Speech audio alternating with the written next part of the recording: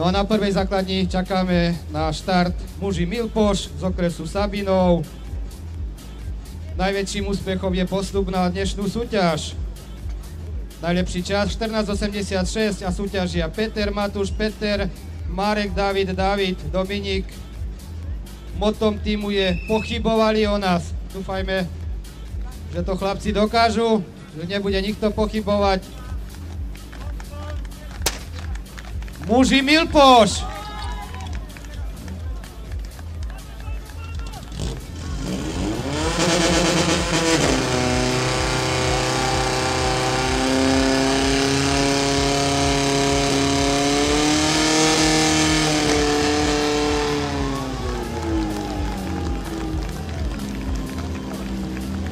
A už zrejme chlapci o vás nebude nikto pochybovať.